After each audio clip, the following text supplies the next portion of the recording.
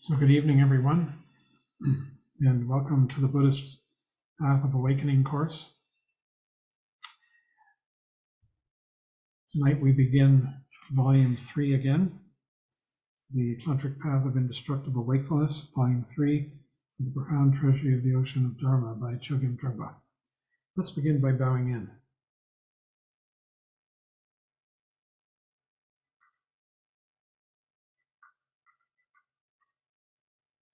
So,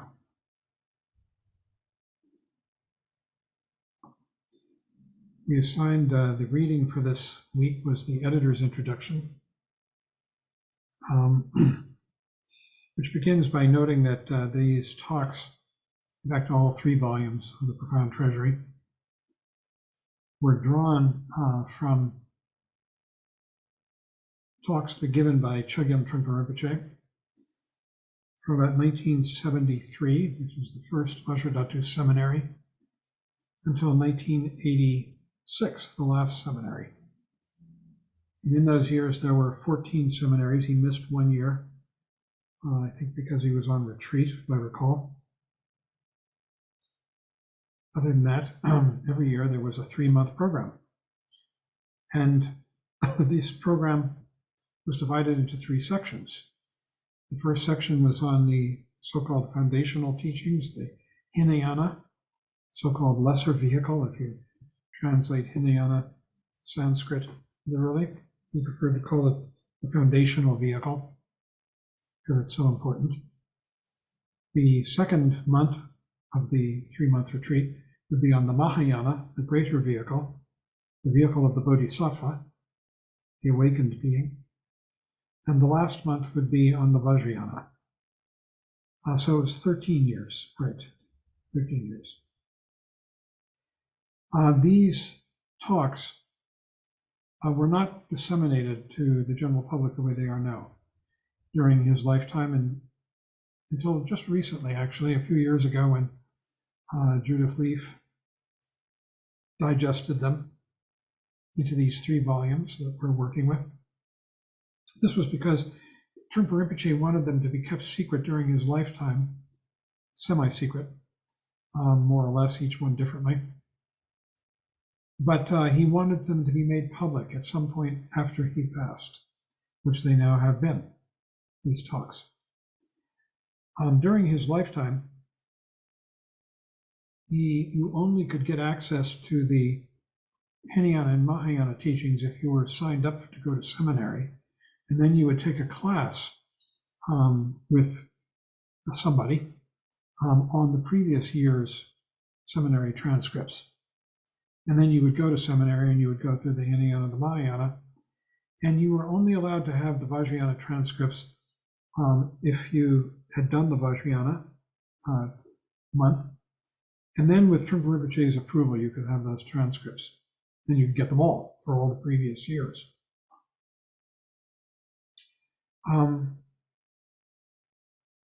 Really, the idea was that the Vajrayana had to be kept somewhat secret until a person was prepared and ready for it, ready to be able to hear it properly and achieve the benefit that it offered. And so, while the Hinayana and the Mahayana teachings were generally available in and out of seminary, Vajrayana was not. It was only available in seminary and then after seminary to people who had completed it successfully.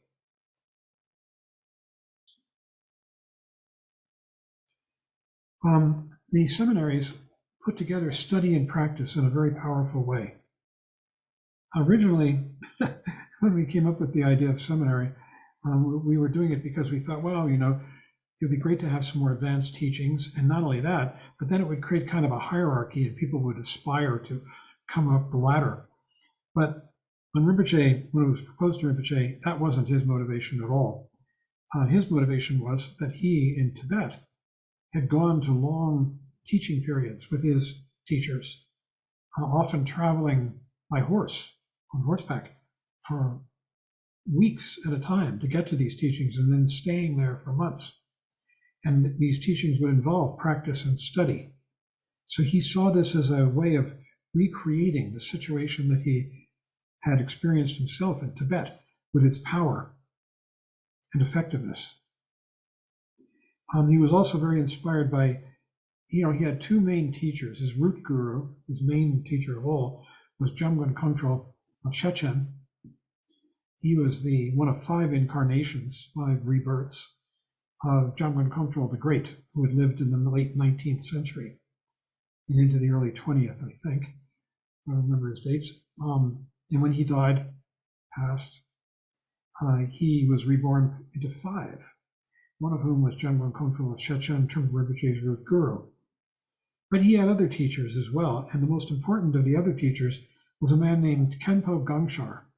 Khenpo is a title that you get when you go through a certain intensive training for high lamas in the Shedra, it's called. And you come out of that and you've got the title Khenpo. Khenpo Gangshar had done that, and he was a great teacher. And especially at the end of his life, Trungpa Rinpoche felt that Khenpo Gangshar had had a major breakthrough into crazy wisdom and became quite crazy. And he told us stories, which I'm not going to repeat here, about Khenpo Gangshar's behavior and how he related to his students, including Trungpa Rinpoche. And it was very, very powerful. So he has great devotion. He had great devotion to Khenpo Gangshar. Since Rinpoche's death, one of Rinpoche's relatives, actually, who is a Rinpoche, has been translating the works of Khenpo Gangshar, and they are available to you once we get you initiated into the Vajrayana. So this is called, in the transcript that you're reading, in the chapter, it's called Putting Together Shedra and Drupta. Shedra is the school. That's the school of study. Drupta means intensive practice situations. And that's what seminary put together, Shedra and Drupta, school and intensive practice. In fact, Trungpa Rinpoche always wanted us to mix it up. He didn't want things to become too regular so that we became clock watchers, as it were. So we would have periods of study and periods of practice that were unequal in length, always in a matter of days. And during the periods of practice, there would be no study. It would be all practice, just like what we're about to experience here. The weekton, a week of practice. During the periods of study, there would still be practice, but it would be less, just sort of morning, maybe midday and evening. And in between, there would be classes both by Trungpa Rinpoche's senior students and in the evening by him. Now, Rinpoche, just to give you a feel for this, was notorious for always arriving late. For him to arrive on time would be a total shock. And oftentimes, occasionally he did, very, very occasionally, and then nobody would be there, or many people wouldn't be there because people came late knowing that he would be late. Often, an hour late was standard. And most of us would go on time and sit there for the hour. During seminary, especially the first seminary in 1973, when he was introducing the Vajrayana for the first time, sometimes we'd sit there all evening, and he would arrive at midnight. And then the teachings would go on into the early morning and sometimes into the late morning. And then we'd all go to sleep and get up around midday for lunch and start again. So these seminary situations were, as it says in the text, a powerful and protective container for the Vajrayana teachings. We always rented facilities like a hotel in its off season so that it would be cheap. So the very first seminary was held in 1973 in Teton Village, Wyoming, in the fall, before the ski season started. And we could rent the hotel and we rented the cafeteria right by the aerial tram for very little money, and it made it more affordable for people to come. And I remember sitting there right by the aerial tram was right next to us in this cafeteria space, and we were sitting on the floor looking at these huge windows up the mountain at a moose. standing out there with us for a lot of the time. So this basic structure, Hinayana, Mahayana, Vajrayana, stayed the same each year, but the content changed. He took it, and so when you read these transcripts, each year they're different, and they're covering different aspects. The Buddhist teachings are mammoth. I mean, you could never read them all in a lifetime. It would be a monumental, miraculous task to do that. And so he taught them. It was a bit different each year, quite a bit different. And the slogan developed, never forget the Hinayana and the Mahayana. In fact, there were T-shirts at one point printed up that people were wearing, never forget the Hinayana. So it was like you never forget the beginning teachings. They're so important. And these teachings were meant to be kept secret, especially the Vajrayana, but it's not that there was anything to hide. It wasn't creating kind of a secret elite. It was really just that the Vajrayana teachings need a lot of preparation, a lot of openness and understanding in order to receive them properly. And if people hear them, you see, they can be very exotic and bizarre sounding and strange. And oftentimes people are bamboozled, as it were, by the lore, the exoticness of them. And they really miss the point. So it takes a lot of education to hear them properly. And he wanted to be very careful that people did hear them properly and valued them properly and understood them properly. So he says, the need for secrecy is not based on anything to hide, this text says. The point is that without establishing first a proper foundation and without guidance of a proper teacher, a person encountering the Vajrayana teachings could find them misleading, even harmful, could be corrupted into further fuel for ego and its thirst for power. So that's why the Vajrayana teachings in particular, especially, are kept secret.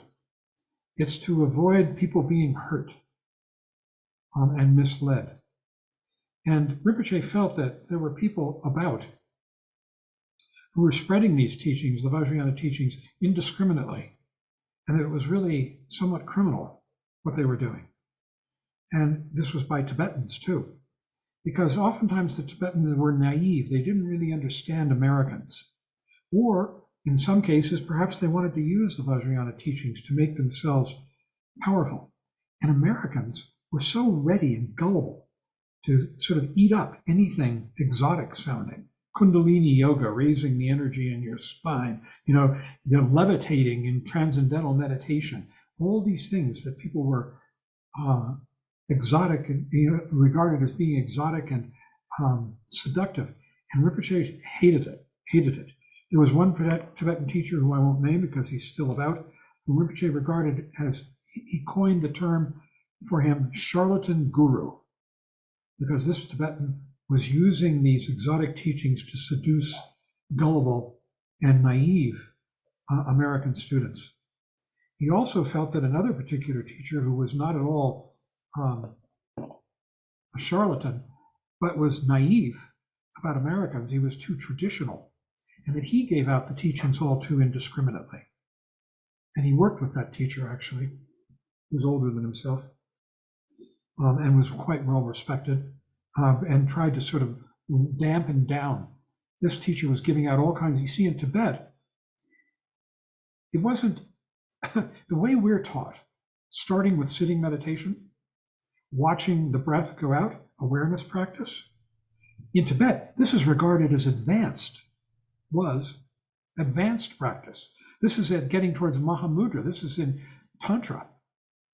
And what was done in the beginning for Tibetans was giving them sadhanas to practice, Tara practice. Tara is the female emanation of Amitabha, his compassion aspect. And they would be given things and they would visualize Tara. It's almost like Christian worship among the naive Tibetan peasants. And there were teachers who came over here and basically took that same approach with Americans. And Rinpoche felt it was very, very bad. So at seminary, they kept these teachings, especially the Vajrayana, were kept secret, even after seminary. You weren't allowed to own the transcripts or study them without his permission, direct permission. Also, there's an element of these teachings that they are self-secret. And that is this.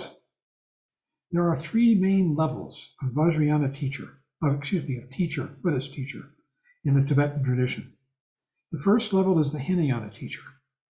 And that teacher conveys the Hinayana teachings, and they are very erect, upright, clean, disciplined, an example of probity and good behavior. And they explain things very logically.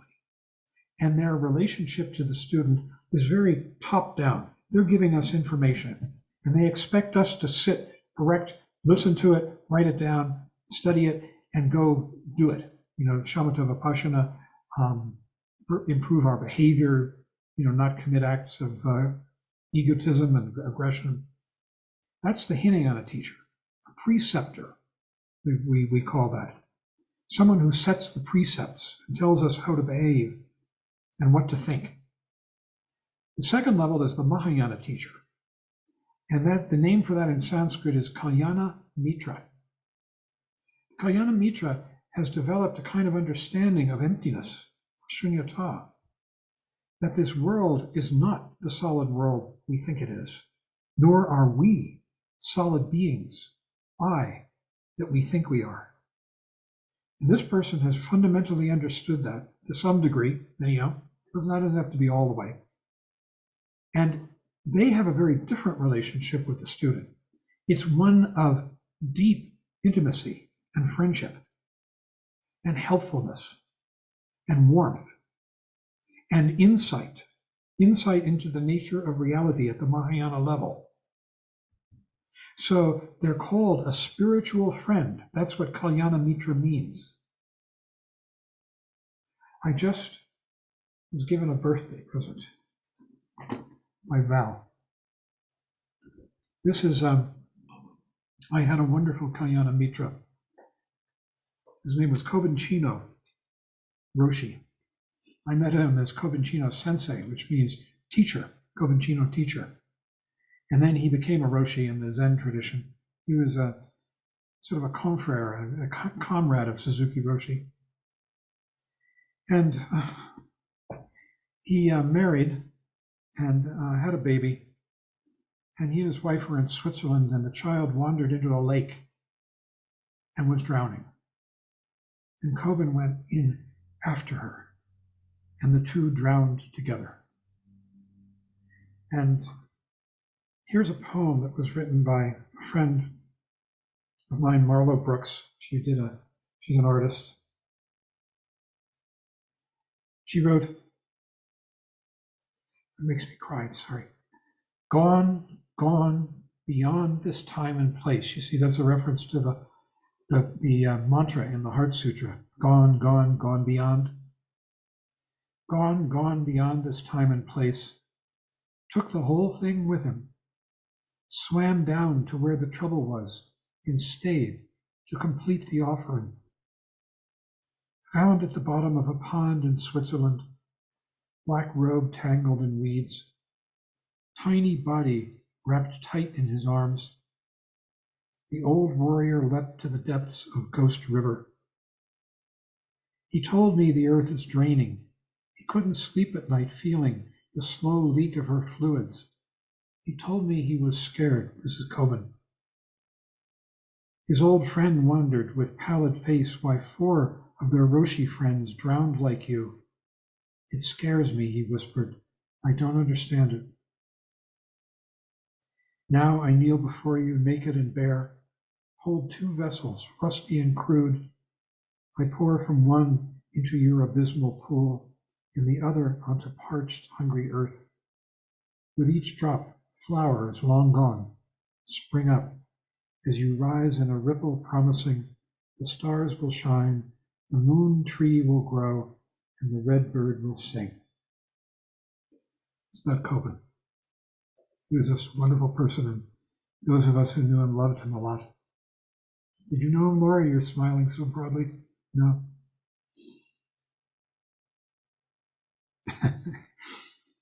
So, this quality of the teachings that are self-secret, and that is that you need to have a relationship with a proper teacher in order to hear these teachings and understand them properly. And that happens at every level of the path. At the beginning level, you contact the Hinayana preceptor. At the Mahayana level, you contact the spiritual friend who has more insight and depth, and the relationship is very open and intimate. And at the Vajrayana level, it's the Vajra master who can communicate the whole shot to you. I'll tell you another story about Kobun. I took him skiing once. My second wife and I had a place up in the mountains. And he was a real kamikaze skier, that's what I called it. He just went down the mountain straight, arms out. It's slightly frightening to watch. And one night we were sitting around a fire talking. And I said to him, Kobun, I said, maybe, I should be more of a bodhisattva.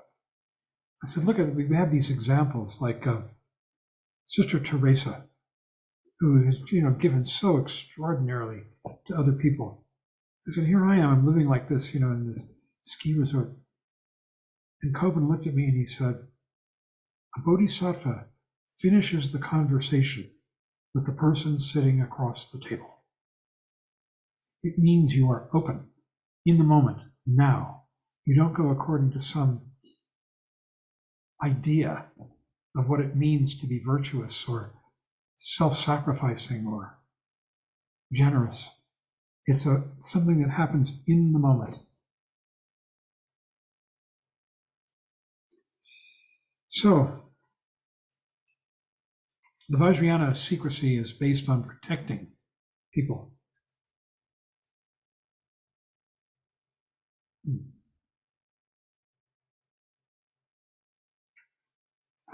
He says, transmission could be sudden and direct, not impeded by preconceptions. I mean, that example that I just gave you of Kobun, talking to me about what the generosity of the Bodhisattva is a mild example of that. It woke me up to the fact that I shouldn't have preconceptions, like copy a Sister Teresa or someone else's generosity. You have to find it yourself in the moment, now, with the people around you.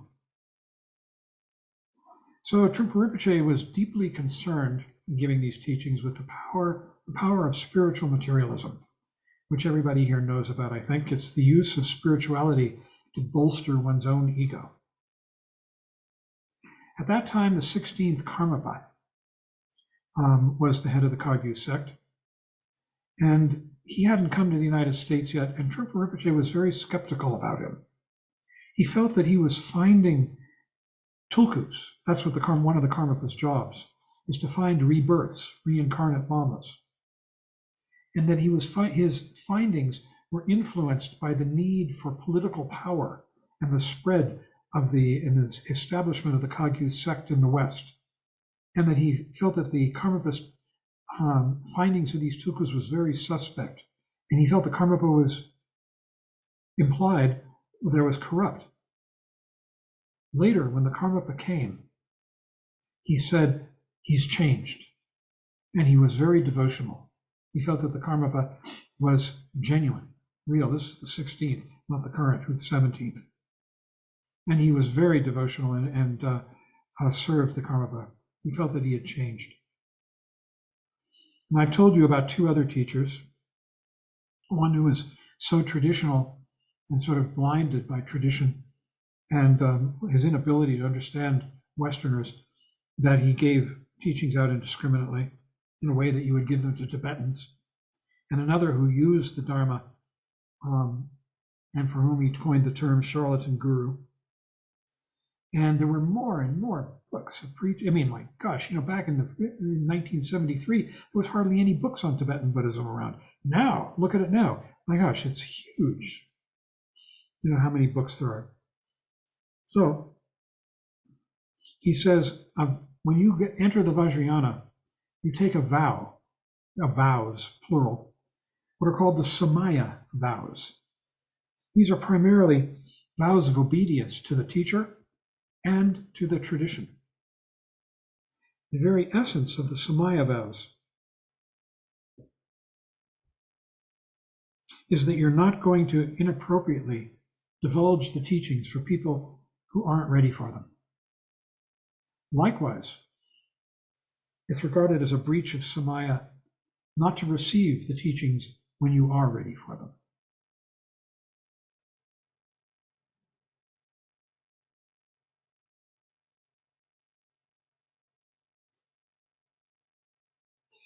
Yeah.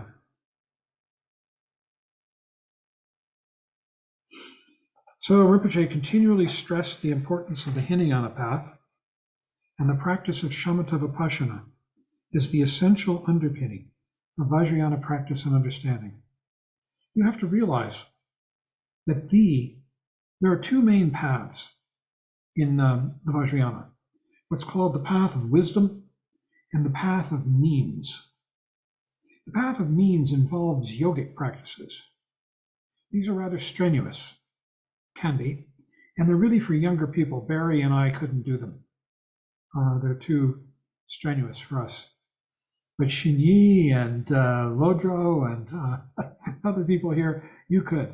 And these involve yogic practices. The path of wisdom is purely a path of meditation. And basically, it has two main modalities, what's called the creation practices and the completion practices.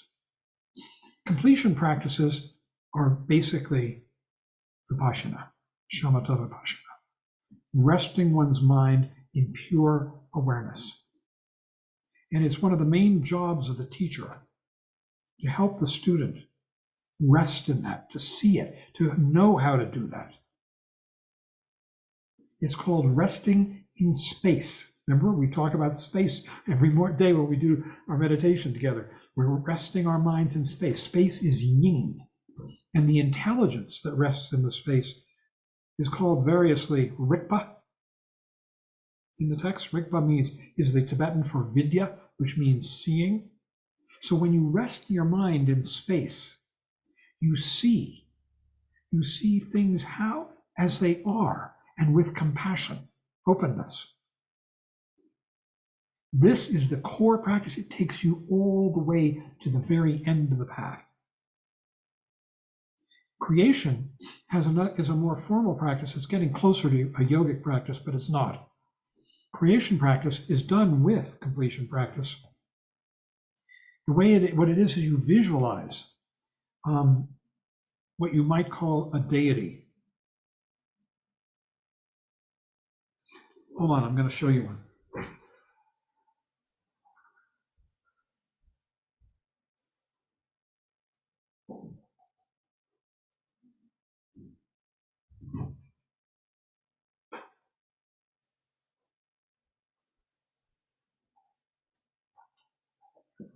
For us, students of Trungpa Rinpoche, the main deity, it's called a Yidam. Yidam literally means protective, mind protector.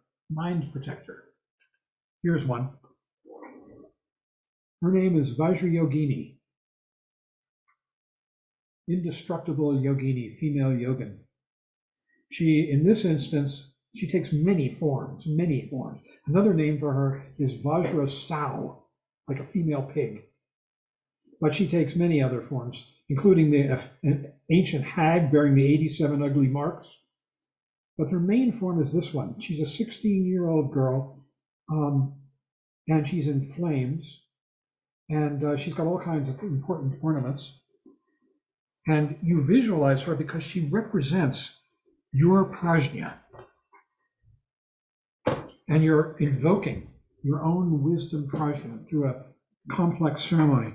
She arises out of her seed syllable, which is Hri. So there's a complex visualization that involves Hri, and when you get to the Hri, it arises out of the top of, you might say, your head, It's part of the visualization. And then she arises out of that. And then you do a whole sadhana. A sadhana is a liturgy. And you will do sadhanas in Tantra.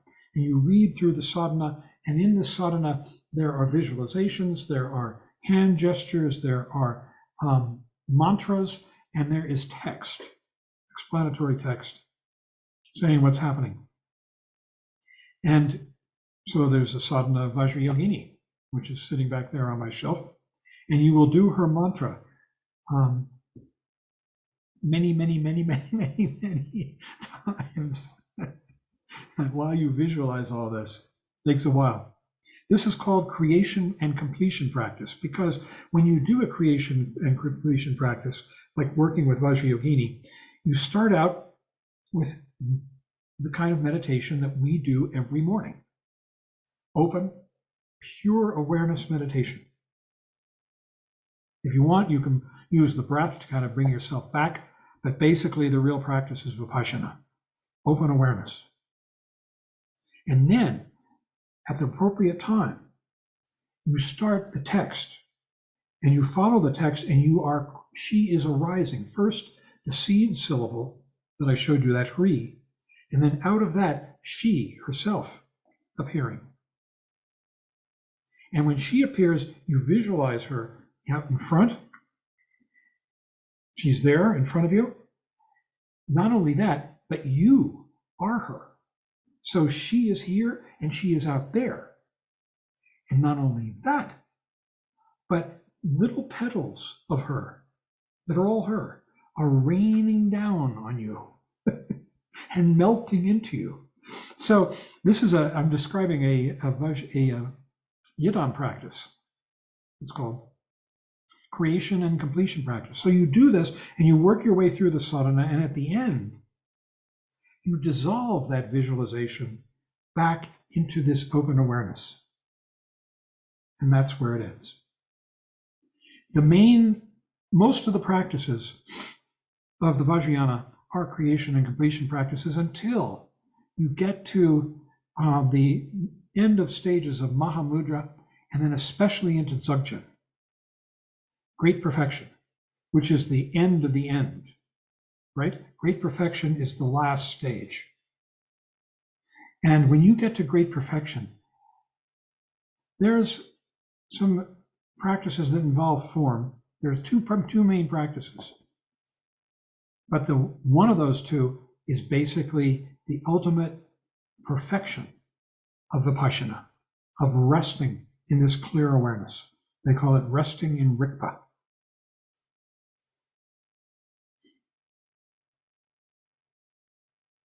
I'm giving you the outline now of this. This is so. In order to get to this, you have to progress through the Hinayana and Mahayana stages of the path. At the Mahayana level, you have to take refuge. Well, at the Hinayana level, you take refuge.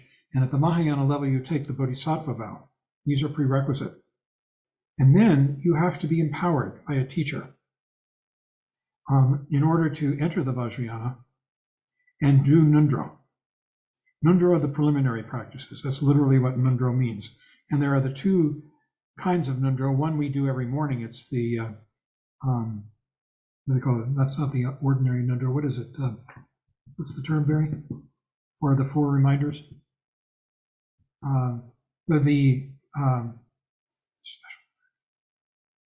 The introductory preliminaries. They're called the four reminders. The general preliminaries. Thank you. Thank you. These are the four reminders: joyful to have such a human birth, difficult to find, free and well favored, but death is real, so forth. The special preliminaries are the ones that you do as the real entrance into the Vajrayana. And they are the four, 100,000 each, actually 108,000, since you go through a mala 100 times, and each mala has 108 beads, of the refuge, taking refuge, which most people call prostrations, because prostrations are really the essence of it. Or rather the hard part of it. I've often told people Rinpoche wrote a poem which used to be posted down at the meditation center here in Boulder, entitled Oceans of Sweat, about doing prostrations. When you do full prostrations, it's very strenuous. But most of the people here are gray hairs, and you will be given the opportunity to do milder versions of the prostrations, because probably you don't have the physical capability of doing it. You have to be young.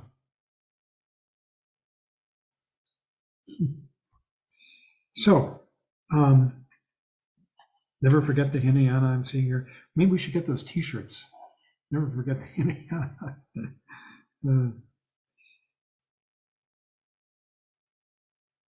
Yeah.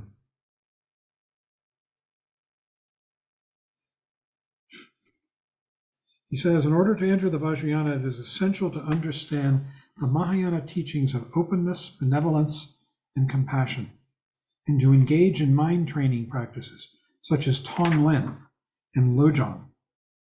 These practices, you see, the fundamental motivation that you develop in the Mahayana is to be of service to other beings. You pursue your own enlightenment, but only so that you can help others, not because you want to get enlightened.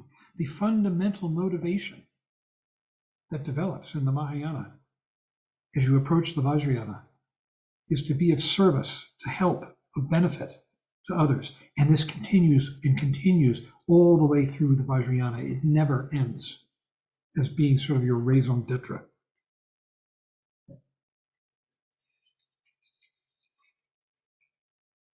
This builds a solid foundation for Tantra, more and more helping others and achieving Buddhahood in order to help them achieve enlightenment. So you need guidance at whatever level.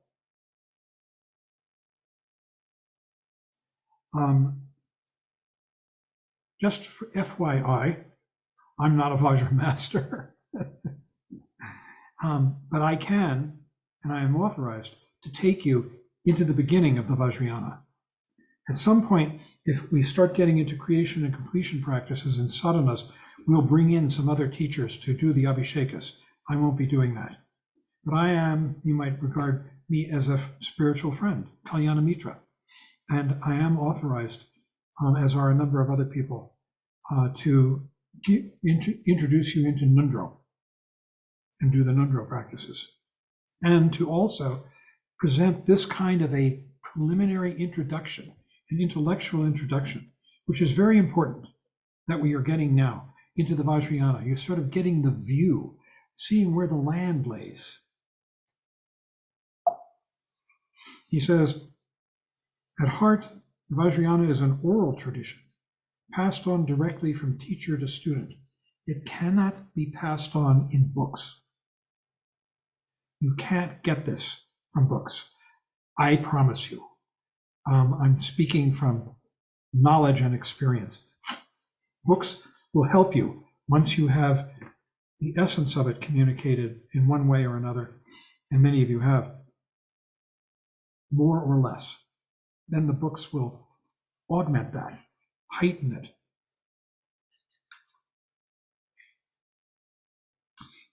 Trungpa Rinpoche stresses the importance of seeing these three yanas, Hinayana, Mahayana, Vajrayana, as a continuous journey. Now, there's a big difference there between these yanas, especially between the Hinayana on the one hand and the Mahayana and the Vajrayana on the other. And this is something that we haven't really addressed so far, but which you are going to become aware of. The Hinayana teachings with the Four Noble Truths, the three marks of existence, having to do with suffering and impermanence and egolessness, the lack of an I, and all the 8 types of virtuous action and all of these kinds of things, how to meditate, to shamatha vipassana. These are at a very dualistic level. And as we progress through them, we are progressing towards egolessness of self, beginning to understand that the I is unnecessary. but we are still living in a very bipolar, not bipolar, I don't mean in the sense of illness, in a polar world of I and other at the Hinayana level. So it's very much our ordinary neurotic mind of wanting to do something in order to get something. Of if I do this, then I will get that. Cause and effect, path and fruition. These are the mentality of the Hinayana stage of the path. As soon as we really connect with the Mahayana, which means first bhumi, which means understanding emptiness, shunyata, and we are going to start studying that a bit more, what that is intellectually, if not experientially, that too.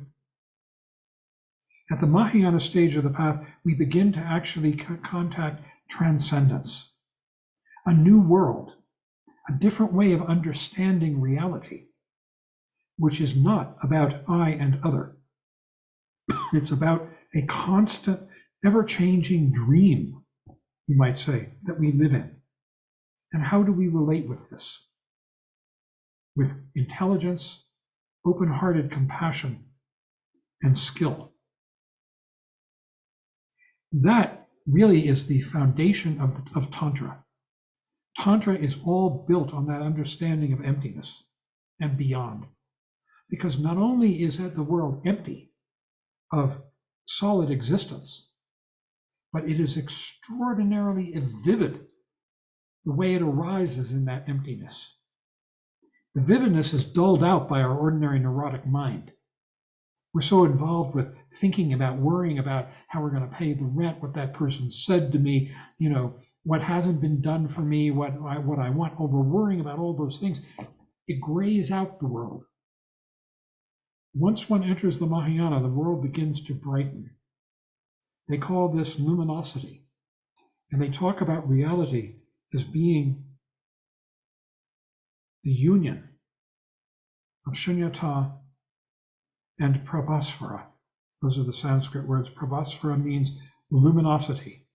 So this emptiness is a fullness, the fullness and beauty of this world. And it's a magical world, a world that doesn't behave according to the normal laws that we think it does.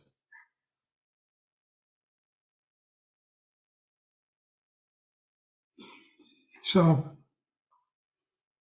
he stresses seeing this as a continuous journey from the Hinayana into the Mahayana and from the Mahayana into the Vajrayana. And especially the importance and power of shamatha and vipassana. It's funny, the practice doesn't change. What changes as we do shamatha vipassana is our ability to rest in this awareness on the one hand, and how the world seems different on the other. The world changes because we stop seeing it through the lens of I and other, and we see it through the lens of shamatha vipassana, open awareness, clarity. So he talks about the importance of the teacher-student relationship, and he talks about tulkus. He is a tulku. Tulku means reincarnate lama. Actually, the literal meaning of tulku is nirmanakaya. That's the Sanskrit. Tulku is the Tibetan. And what nirmanakaya means, and so does tulku, is apparition or manifestation body. And so it's often applied, it's not only its only meaning, but it's often applied to enlightened human beings. The Buddha was a tulku. And any teacher that you regard as being enlightened would be a tulku, a nirmanakaya in the Sanskrit. Trungpa Rinpoche, any Rinpoche is regarded as a tulku, a reborn lama. Tulkus they die just like we do. And they're reborn just as we are. But they reborn out of compassion for all sentient beings. They come back to help the rest of us get enlightened. So the Dalai Lama is the 14th in his line of rebirth. The Karmapa is the longest line He's the 17th, the current Karmapa. Trungpa Rinpoche, in his lifetime, was the 11th in his line. The 12th is now alive in Tibet. I'm going to, before we end here, I'm going to give you a couple of documents. In fact, they're already there. If you go to chat, you will see there are 2 documents that I've put in chat and which you can download, I hope. I've never done this before. Can you see them in chat? No, I don't. Really? They'll only be there, John, when everyone's on, so you might need to put those in again. Oh, maybe I have to put them in again, huh? Yeah, we can only see them if they're put in after we arrive. Anybody can see them? Is there anybody? No? I don't see anything. Oh, phooey. Okay. Then I'm going to have to try it one more time. We'll do it before we end. I'll try it again. One of these documents, years ago, Naropa and CU were doing a joint program. And you see, Rinpoche taught at CU one course. And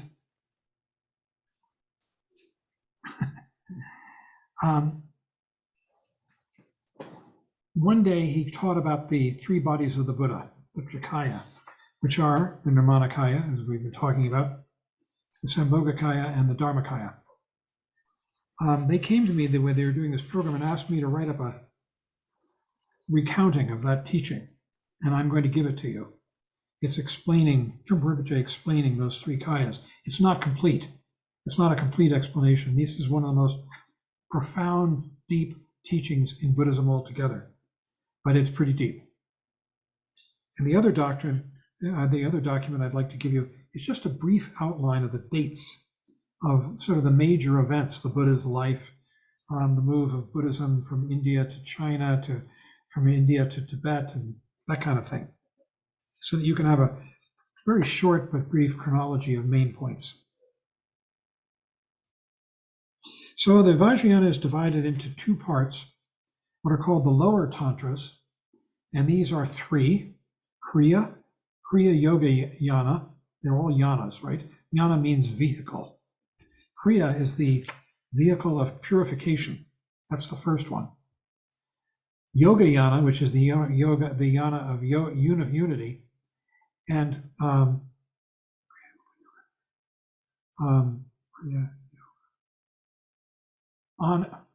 Anu, and then Anuttara Yoga. And this is Anuttara Yoga. This ends in the Kagyu scheme, of which Rinpoche was a member, the Kagyu sect.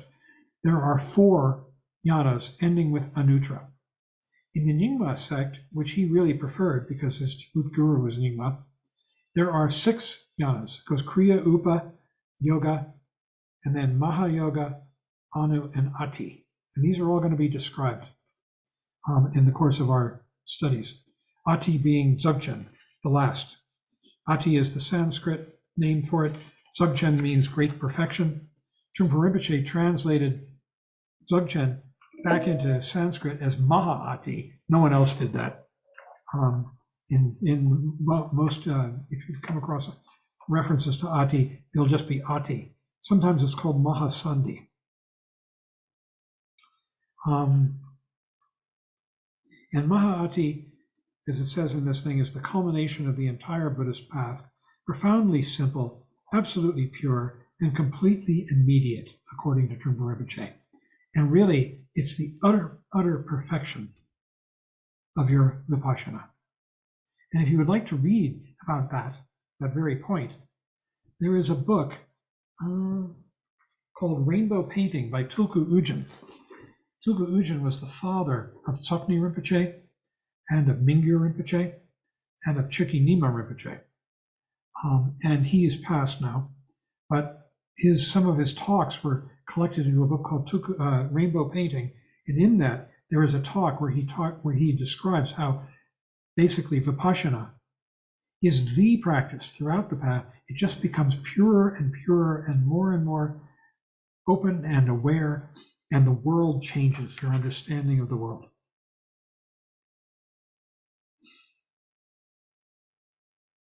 So I'm going to be giving you what's ever in these volumes, and I will, it's easily done, draw the line where I'm not allowed to go further, where I'm not authorized.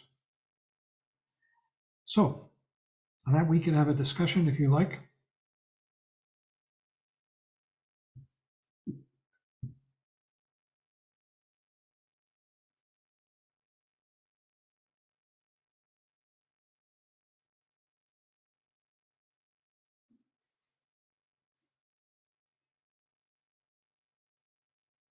Trip.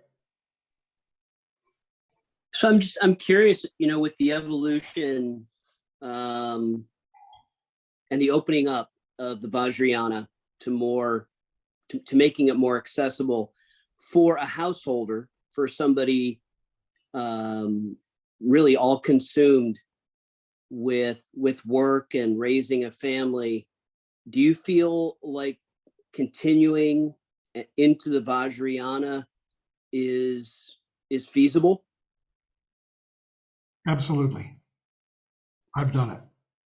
And not only that, Trungpa Rinpoche felt, he once was talking about Milarepa. Milarepa was a yogi. He's sort of regarded as sort of the consummate yogi. He spent his life, after he met Marpa, his teacher, living in caves, eating nettle soup, meditating in solitude. Students came to him, and he lived this extraordinarily Spartan, spare life in the wilderness. And he's regarded as the quintessential yogi. But Trungpa Rinpoche said, actually, Marpa, his teacher, was the quintessential yogi. Marpa was a householder. He had a family. He had children. He had a wife. He had a farm. He had a business. And he was a teacher. And he was the quintessential yogi because he brought together the energies of daily life with the teachings. And that's much more difficult. It's more difficult but it's also faster. It's the faster path if you can do it. And so he encouraged all of us not to become monks. He never encouraged his students to become monks and nuns. He didn't turn them away from it if that's what they wanted, but there were very few who did because of his emphasis on the householder life. But you have to be able to make some time because these practices require some time. During the day, require time in retreat, both solitary and group. So it requires a bit of devotion. Thank you. But it's the fast path. Isn't that ironic? People would think, oh no, the fast path's got to be what Milarepa did, it was so extreme. Not according to Trungpa Rinpoche.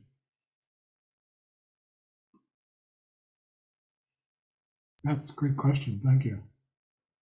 Can I follow up on that, John? Why is it faster, the sashimi? It's faster because you are yoking the practices to the energies of daily life. You're not creating an artificial environment like, cutting food and alcohol out of your diet, or cutting sex out of your life, or cutting work out of your life. All of it has to be brought to the path. And what it means to be enlightened is to live all of these energies and situations so fully and intelligently. It's an artificial situation to create one of monasticism, but it can help you along the path. It can help you sort of get through, the early stages of the path. But ultimately, according to him, you come back to the world.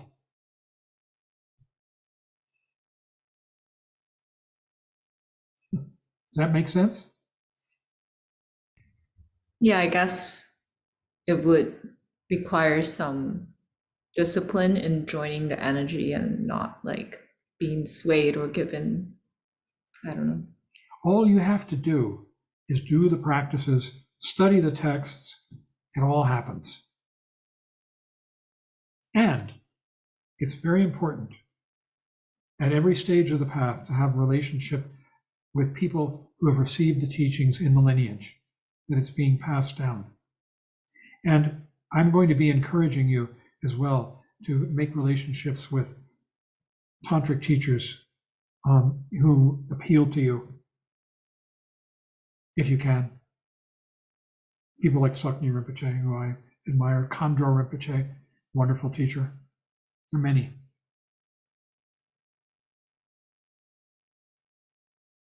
It's still relatively new in this country. And so the more advanced teachers are still nothing but Tibetans, pretty much.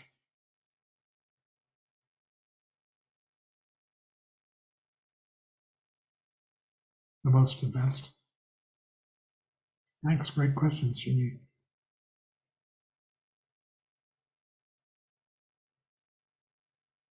Who else? Have I just shut off the conversation?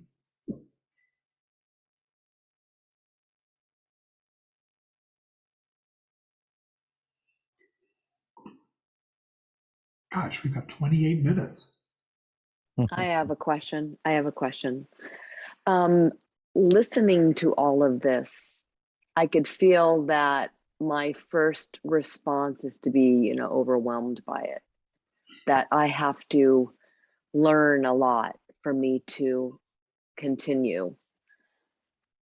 That I need to get clarity and study more because I don't know a lot of these terms. That's what I'm taking away from it, is I'm overwhelmed. Don't be overwhelmed. And I mean, we're just going to be taking a first look. And it's not really required that you understand this deeply at all. You're just getting sort of the lay of the land now as we move into the Vajrayana. What's important is that you practice at the Hinayana stage of the path, Shamatha Vipassana, that you develop an understanding for the Four Noble Truths, the truth of suffering, the truth of the path, the cause of suffering, the path leading away from suffering, and the cessation of suffering. Wrong order, but that's okay. And the three marks and all of these things, you develop understandings, and it begins to become part of your experiential understanding more and more. And then you have this view of where you're going with this. And you proceed at your own pace as well. There are no demands.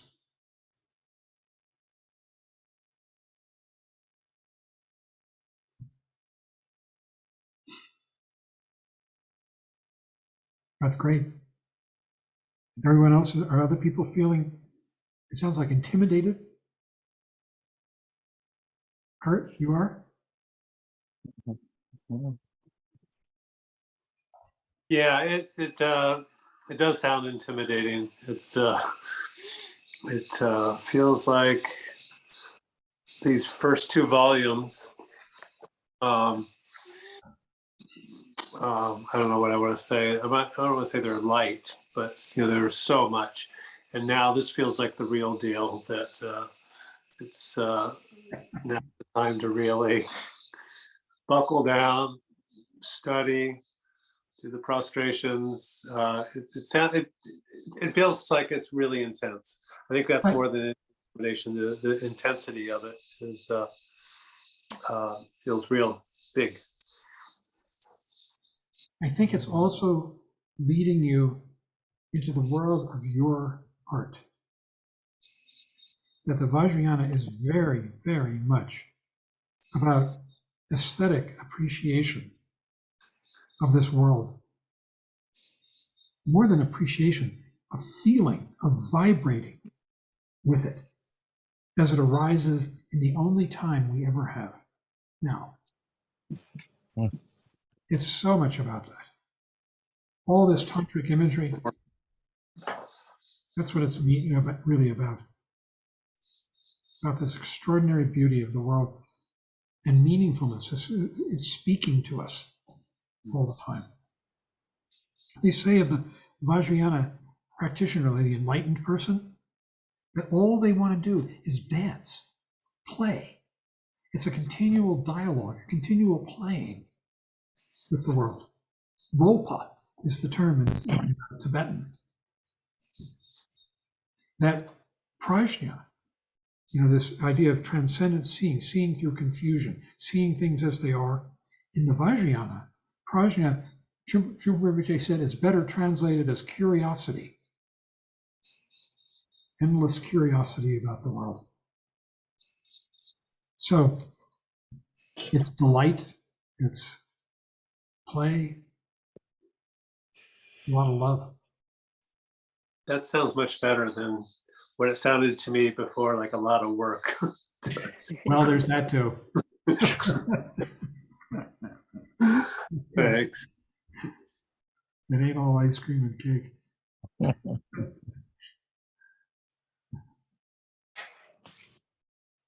Yeah.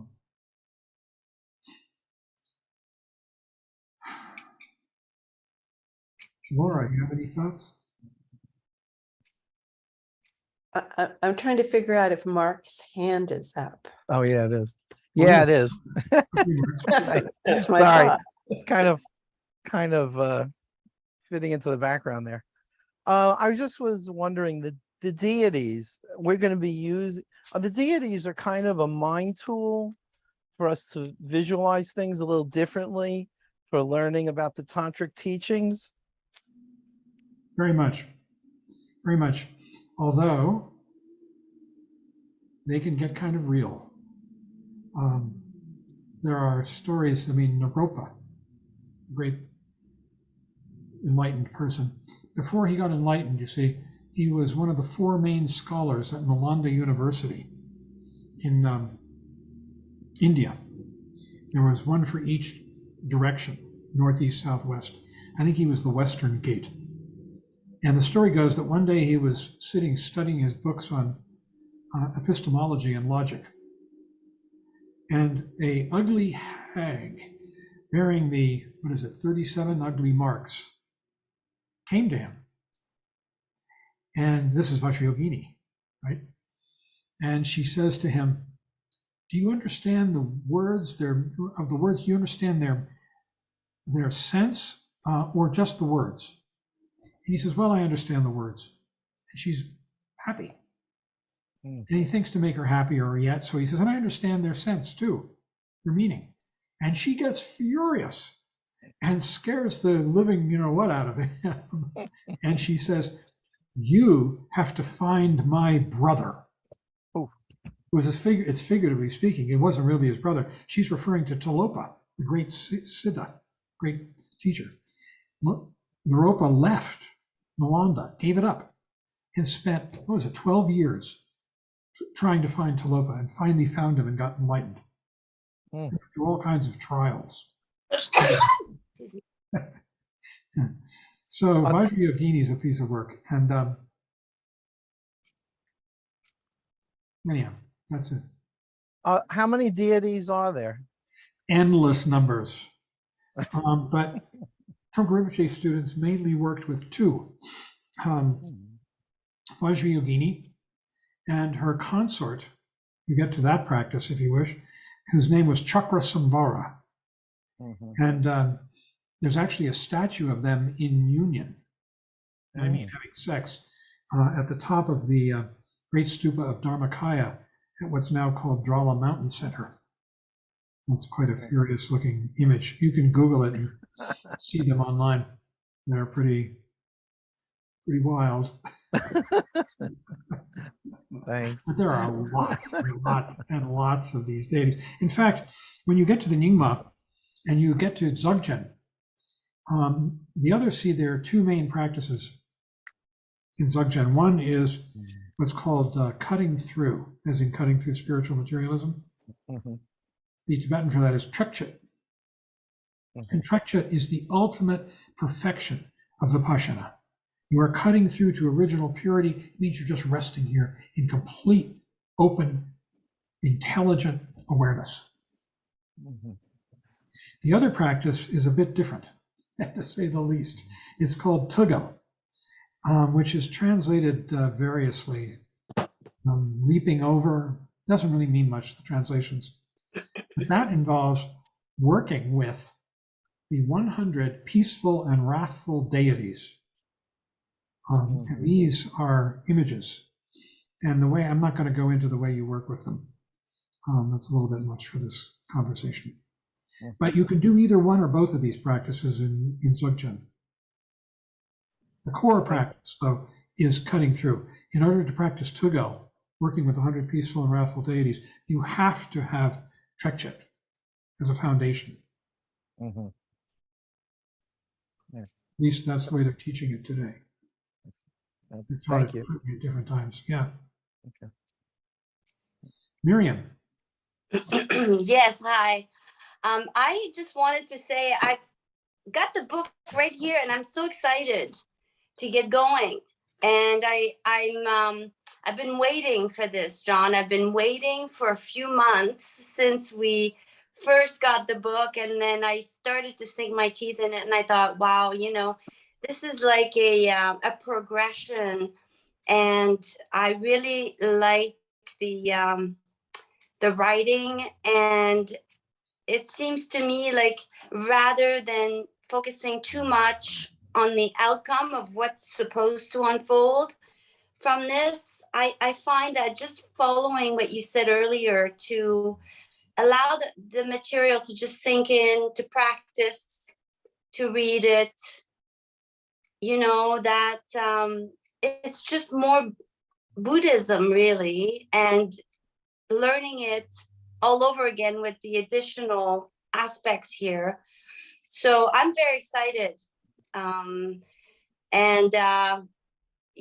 Eagerly waiting for more discussions on this, the various chapters. This is the introduction to Vajrayana. It's not, you're not meant to be able to do this. When Trungpa Rinpoche gave these teachings, he was introducing students to it. They would enter and start to practice it after seminary. So you are just being shown the path. You're being shown the layout of it, as it were. You're not meant to deeply understand or practice these materials at all. This is the introduction. It's like saying hi, shaking hands, Yeah. So I'm enthusiastic personally. Right. Wonderful. Me too. And I'll tell you, we're going to do some digressions. I'm searching for an appropriate text to give you for us to go into Shunyata. Especially, I want to go into an understanding of the Heart Sutra, which is a quintessential statement of Shunyata. And I've been reading different things. So far, I'm looking for something that is both profound but yet easily understandable and simple. So we're going to be probably taking a digression into that and other things as we go along. Shunyata is so central. Lodro. Thank you, John. That was a beautiful introduction. I would just like to quickly share my experience with the Vajrayana as a whole, because when I was a member of the Shambhala Center here in New York, I had a friend who was well initiated in the Sakya tradition, and I was going through the Mahayana texts, and both in the Profound Treasury as well as in general. And I really, much like you were saying, I wanted to take the Bodhisattva route. I found it a lot more engaging, connecting with me. And I remember that my friend who had already taken Nondro and was several steps ahead, he told me, I don't think you get to choose. A lot of the times you just find yourself in the path. And before you know it, you've actually been practicing it for a while. And I have seen fellow students that they can try to get into the Vajrayana for years and it just doesn't connect with them. And some others who can try to avoid it and inevitably just connects almost against their will.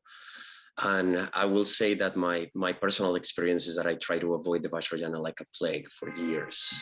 I was just so engaged with Zen. I went really deep into Thich Nhat Hanh's teachings and everything. And then eventually due to many circumstances, I found myself with the teachings on the 5 Buddha families. And that was it. It was game over. And what I can say, both to address Tripp's comment as well as Kurt's comment, is that I think that there are different parts both in the book and across the Vajrayana, which I think we can connect with more than some others. Some of them are a bit daunting. Some of them, are very connective. I don't think I've ever met someone that connects with everything to the same extent. I think that there are just some parts that can draw us some more. And I think that at the end of the day, if anything was to become very intimidating, we never abandon the Hinayana. I don't think we ever leave any of the teachings behind. And I think that they will keep manifesting over and over again, maybe on different terms or under different circumstances. But it just feels like just an expansion of what we've already been building up with our lives. And my personal experience has also been that the reason why I really perceive this as a faster route to enlightenment is because it's not afraid to touch upon situations like anger or lust or many of these. I don't really see it as trying to tame these energies as much as seeing the enlightened activity that they can actually hold within us. So it almost feels like a complete interaction with ourselves and a complete acceptance of everything that makes us us in a certain way. So much like Miriam, and to echo her sentiment, I'm also very enthusiastic, and I thank you so much for this beautiful introduction.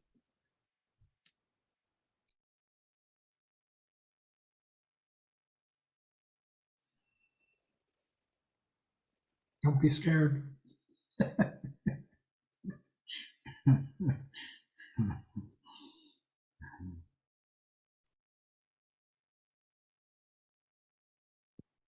If we step over by accident, you hit us with a virtual bamboo stick. Yeah. Now each person goes at their own pace, inevitably.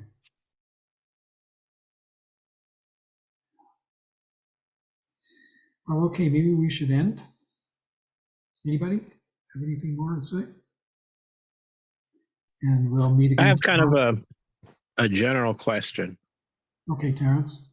When the Chinese invaded the Tibet of, like, I guess 5 or 10 years ago or something, was a lot lost in terms of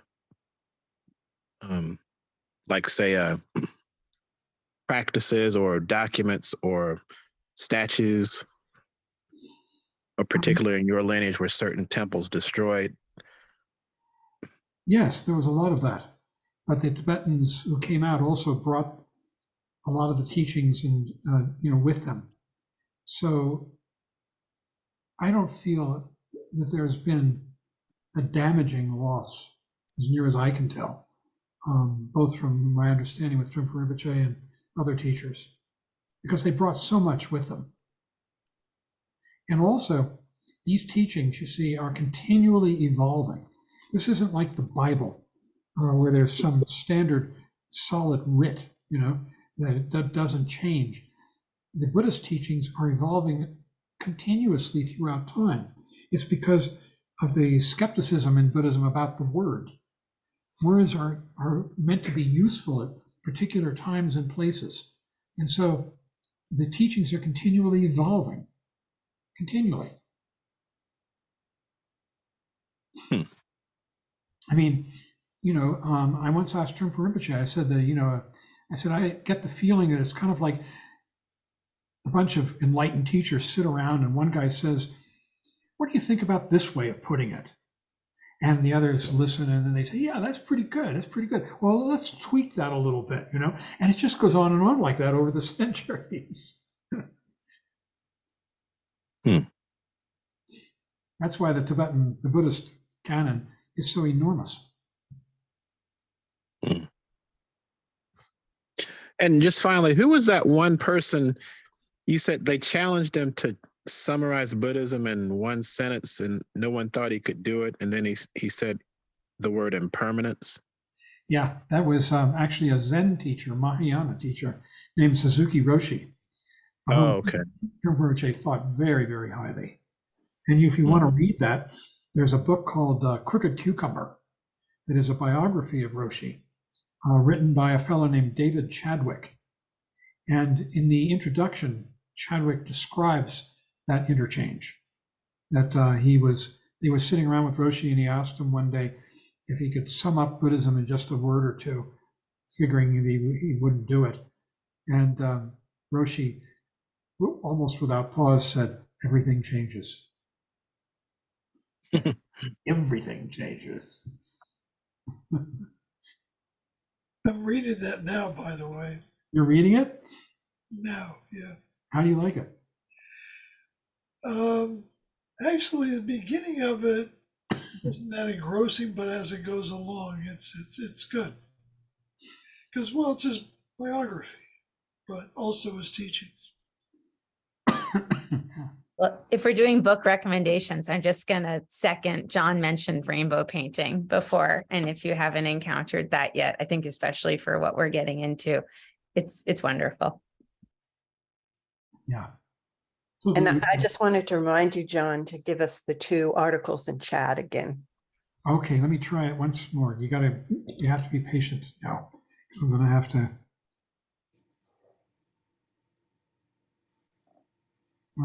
Right.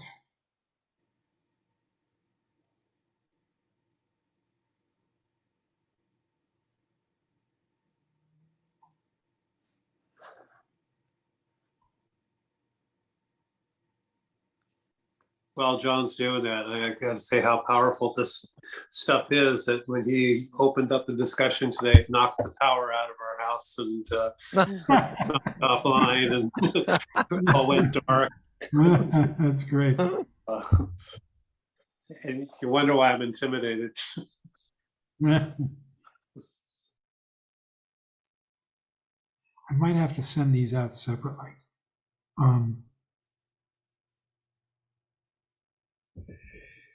Because I'm having difficulty finding them. I was thinking, John, perhaps you can send them as part of the email. Yes, I'll send you a reference. One is called The Dharma in a Single Drawing, and it was published in Tricycle magazine. So you can go on the web and download it from Tricycle. Okay, The Dharma in a Single Drawing. This other document I'll just send out as an attachment in the next day or two. It's just a very, very brief chronology of dates. I mean, the Buddha, was born about, let me just, it's,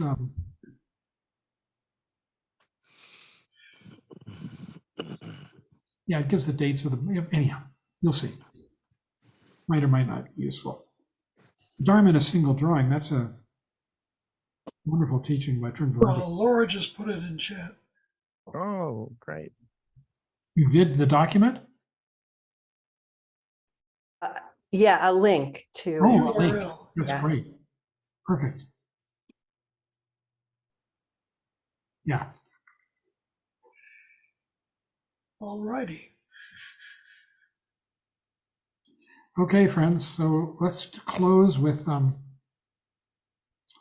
closing chants. Sarah, are you going to lead us? We will close with a prayer for peace, and then by dedicating the merit generated by our practice for the benefit of all. Oops, Laura, you're gonna, sorry, I cut you off. I muted you. For the merit of all sentient beings.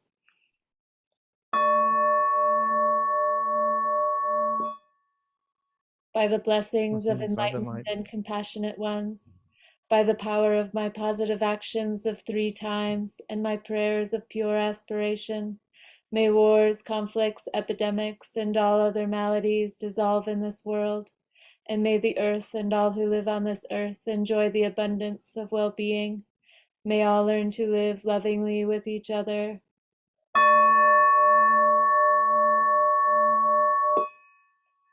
By this merit, may all obtain omniscience, May it defeat the enemy wrongdoing.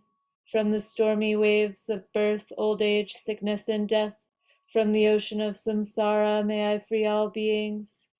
By the confidence of the golden sun of the great east, may the lotus garden of the Rigden's wisdom bloom. May the dark ignorance of sentient beings be dispelled. May all beings enjoy profound, brilliant glory.